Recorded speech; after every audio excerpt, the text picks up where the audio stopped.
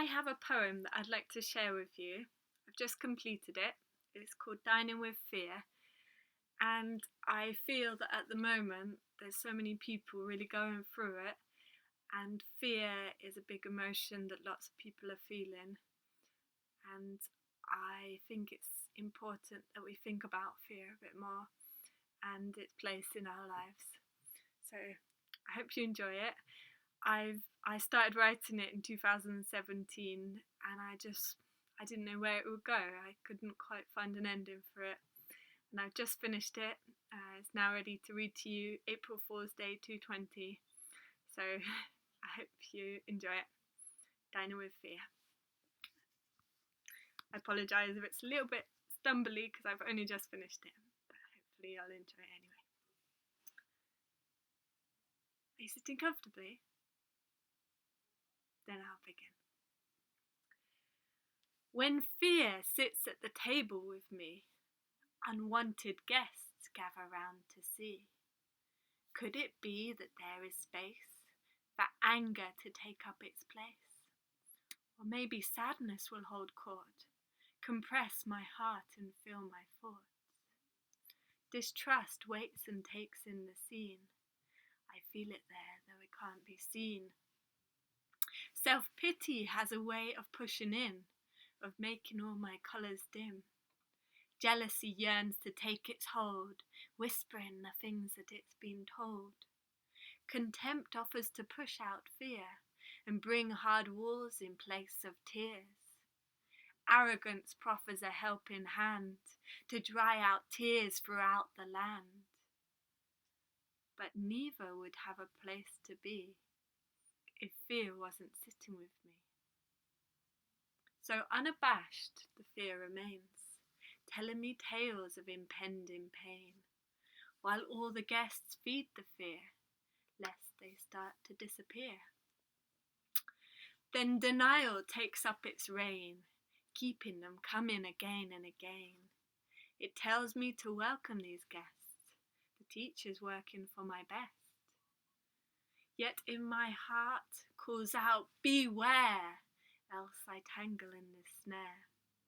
So I start to question fear. Why indeed is it still here? Fear tells me it has a place, and warns me not to act in haste. That pain would bring me more dismay, so I should keep this pain at bay. But in my heart I yearn for change. The seating plan must rearrange. Still, how do I do this in a wise way, so the false guests leave and the good ones stay? Shall I take up arms and banish fear, and all its friends who lurk so near? Or is there a service that fear provides? Do I need it here to stay alive? For when fire burns and flames devour, am I protected by fear's preserving power? Does fear grow when I push it away? Will it reduce if I let it stay? These questions tumble through my mind, while fear's plate is piled high. And I think back to the root of the cause, when fear of pain first was born. See, before pain there was no fear. Then, when fear of pain, it was ever near. And fear of pain can hurt more than pain, for its wounds are repeated again and again. Yet does fear protect us from the pain we face? Or would wisdom be better in its place? For wisdom says, fire burns, waves crash, hearts ache and cliffs and cities fall. Yet also, cook with fire, ride the waves, love for love's sake, and tread with care through it all. Wisdom warns us and warms us, giving freely to those who'll learn. Yet when fear gives of its service, it takes so much in return. So I would welcome wisdom to sit in fear's accustomed place. And if fear sneaks in, be sure it only eats from wisdom's plate. Then a grand idea comes to me. I'll make fear not want my company, and I'll invite to come to dine some really good old friends of mine. Dear courage, perspective and love, they're the friends I'm speaking of. See, courage gives me the strength to face when fear's lurking about the place. And perspective puts things into proportion, helping me to see through fear's distortions.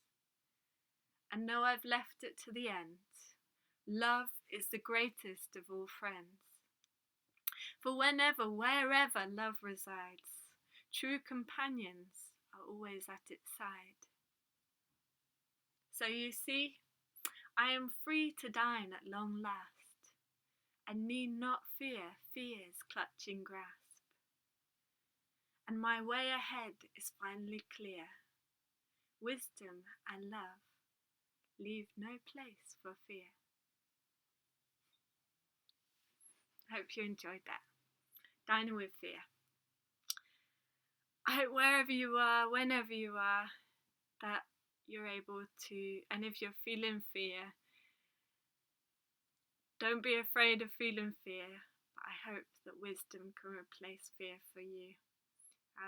When we're going through hard times, it's easy to feel isolated and alone in it, but we're never really alone. So, send you all my love, and I look forward to more time seeing you all in the flesh. Take care. Bye for now.